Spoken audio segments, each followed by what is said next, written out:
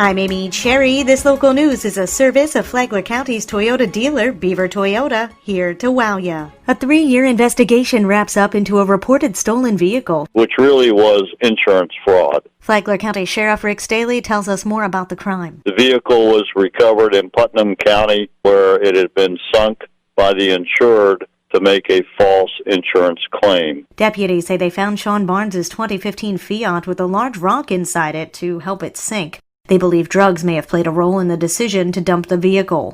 Barnes faces charges of filing a false and fraudulent insurance claim. He's free after posting $3,000 bond. While some schools were used as polling places on Election Day, others were empty, but Buddy Taylor Middle was full of sheriff's deputies, as more than a dozen school resource officers underwent specialized training on ethical medical response. Sheriff Rick Staley. This allows them to immediately provide emergency first aid in the event of a critical incident. We pray, of course, we never need this training, but we always make sure our deputies are fully trained to respond to any event. The training was led by Deputy First Class Sam Bell, who is a certified federal law enforcement training center instructor in tactical first aid. Flagler is one of few counties in the state with this kind of certified trainer on staff.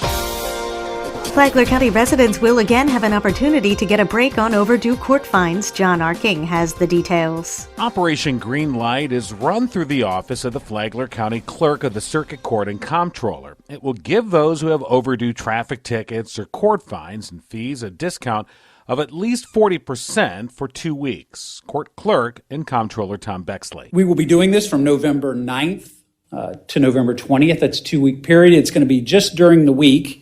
And we are going to be open late 2 days.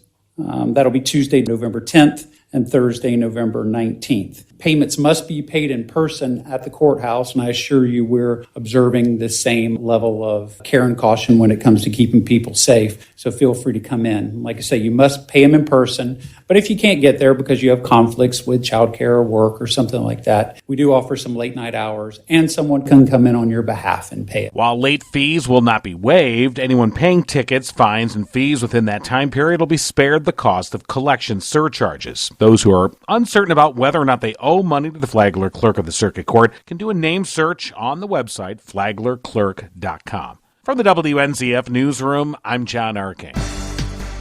Work is underway locally to protect the environment. Karen Johnson has the story. Flagler County Land Management, with the help of community volunteers, has been hard at work in Betty Steflik Memorial Preserve, removing Brazilian pepper trees and invasive plant species. Julie Murphy is the Public Information Officer for Flagler County. And right now, everything is piled up going along the driveway. It's got to be dried out before they can properly remove it. They just did a fabulous job really cleaning out a lot of those trees that are problematic for our native species. Land Management credits the success of this project to the city of Flagler Beach, as well as the Flagler Palm Coast Kiwanis, which sent a crew of volunteers through Flagler Volunteer Services and the Flagler County Parks and Recreation staff. For future land management volunteer opportunities, simply call 313-4064. For Flagler's Morning News, I'm Karen Johnson.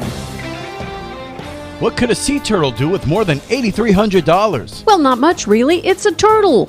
But the Sea Turtle Hospital said they could do a lot with it. It helps fund our veterinarian to do those hook removals, surgeries that we need to do. We actually have veterinary techs who help with the sea turtles.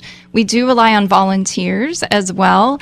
And we feed our turtles every day, 7 days a week. Food, supplies, and staffing to support the sea turtles that we take care of. This year's annual Sea Turtle Gala raised $8,350, and Jessica Long, who's with the Whitney Labs Marine Research Center, University of Florida, said she's grateful, and so are the turtles. They even kind of turn to wave goodbye when we have our public sea turtle releases after they've been in our facility. From the WNZF Newsroom, I'm Deb Albertson. And now you're up to date on Flagler's Morning News.